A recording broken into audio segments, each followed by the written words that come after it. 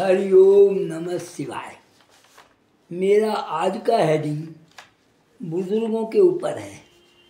बुज़ुर्गों की सेवा एक समस्या है। जब से मेडिकल साइंस ने अपने पैर फैलाए हैं तो मौत का आंकड़ा भी बढ़ गया है, मतलब कम होने लगी है। और जब कम होने लगी हैं तो बुज़ुर्गों की संख्या बढ़ गई है तो एक समस्या खड़ी हो गई है। इस पर आज का वीडियो है, आप ध्यान से सुनेंगे तो आपको पता लगेगा। हरिओम नमः शिवाय। मेरा आज का वीडियो परिवार, बुजुर्ग, सेवादार और वृद्धाश्रम है।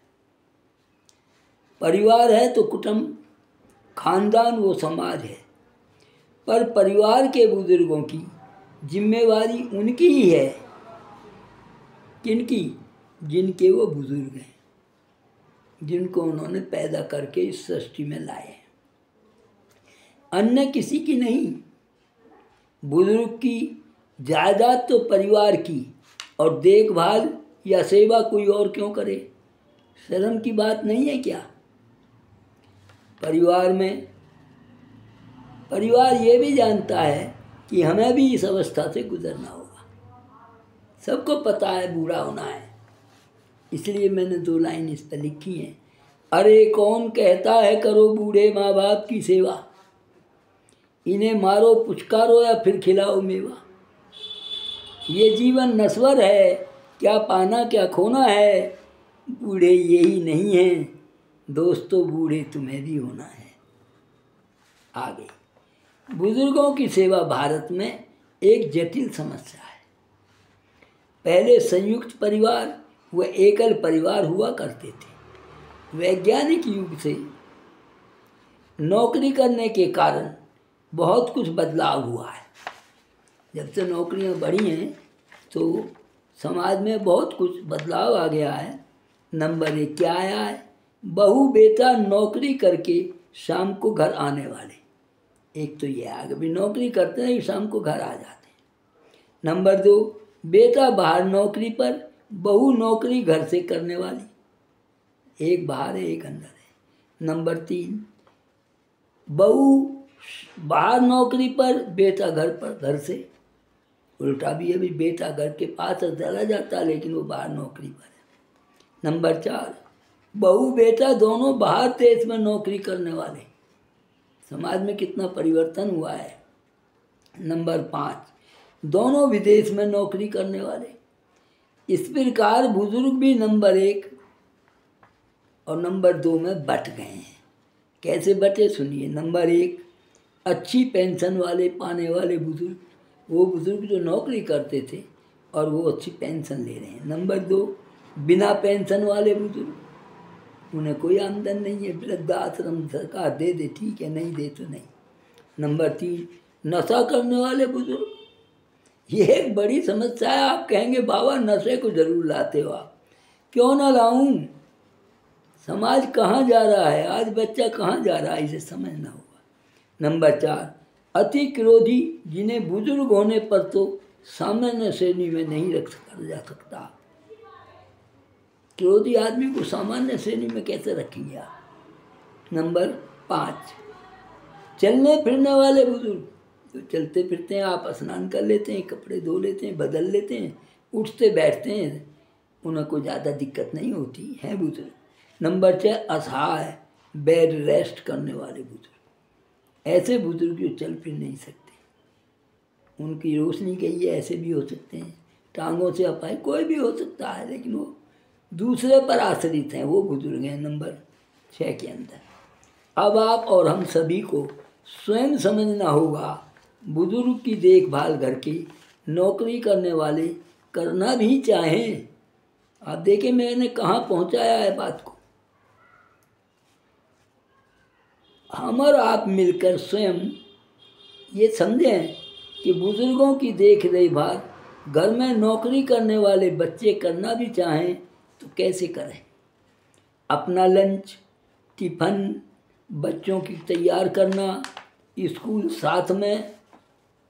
को साथ में ले जाना, बुजुर्ग और नौकरी पर समय पर जाना भी। जो बाहर घर से दूर नौकरी करते हैं वे तो छुट्टियों में ही महीनों 2 महीनों के लिए आते हैं। जो बाहर नौकरी पर है वो बुजुर्ग तो घर रहेंगे, सेवा कैसे होगी। और विदेश में नौकरी करने वाले वर्षों बाद आएंगे। भाई आप इंग्लैंड में, अमेरिका में, दुबई में कहीं नौकरी करते हैं तो क्या रोज़ आ जाएंगे? शाम को नहीं आएंगे। लेकिन बुजुर्ग तो हैं घर में, तो ऐसी समस्या का मैंने लोगों के सामने रखा है, इस पर विचार होना चाहिए। बुजुर्ग सेवा कैसे हो? फिर पेट भी भरना है और बच्चों का भविष्य भी देखना है। भाई ये सारी बातें हैं जो लोग हैं उनके अधीन, उनको जिन्हें हम ये कहते हैं कि ये हमारे संतान हैं, हक तो है उनका सेवा करने का और हमारा अधिकार भी है उनसे सेवा लेने का, लेकिन करें क्या? सारी समस्याएं मैंने रखी हैं। चलने फिरने वाले बुजुर्गों के बारे में देखिए, परिवार से समन्वय बनाकर रखें, क्योंकि वो चलते फिरते हैं, घर की थोड़ा बहुत सामान भी ला देते हैं, बच्चों को छोड़ के आ सकते हैं, दूध सब्जी भी ला सकते हैं, तो समन्वय बनाकर रखें, तभी सेवा हो पाएगी। पेंशन वाले स्थिति अनुसार सेवादार रख सकते हैं, पेंशन मिलती है, सारी ना बचा करके कुछ उसमें खर्च करें, परिवार का साथ दें। हम सभी जानते हैं सेवादार या तीमारदार रखना 85% पुत्रों के बलबूते की बात नहीं। हर बेटा माँ बाप के लिए नौकर नहीं रख सकता, देखभाल के लिए सेवादार या नर्स नहीं रख सकता।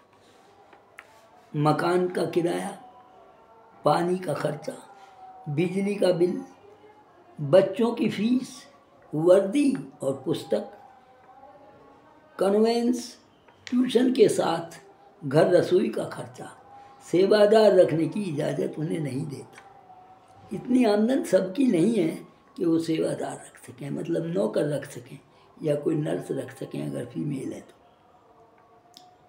बुजुर्ग फिर कहाँ जाएं? ये तो एक समस्या बन गई। परिवार व बुजुर्गों का ये गंभीर मसला है। परिवार का बुजुर्गों के प्रति स्नेह, सेवा भाव, सहानुभूति धरे के धरे रह जाते हैं। मन है उनका कि हम सेवा करें अपने बुजुर्ग की, लेकिन क्या करें? नौकरी नहीं छोड़ सकते, बाहर से आ नहीं सकते, समस्या बड़ी विकट है। मन से चाहते हुए भी परिवार उपहास का पात्र बनकर रह जाता है। लोग कुछ भी कहें, छोड़ गया, माँ बाप की सेवा नहीं करा, कहेंगे लोग तो, लेकिन मजबूरी जो सामने इसे देखना होगा। रही सेवादार को रखने की बात, पहले तो विश्वास किस पर करें? अखबार भरे पड़े हैं, रोज सेवादार ही घर को लूटकर बुजुर्गों को मौत के घाट उतार कर भाग जाते हैं। घर को भी लूट लेते हैं, उन्हें पता है निकला रहता है बुढ़ा, और मार भी जाते हैं। समस्या सेवा से जुड़ी है, संस्कारों से और भगवान जैसे माता पिता दादा दादी से जुड़ी है। चाहते हुए भी परिवार कुछ नहीं कर सकता।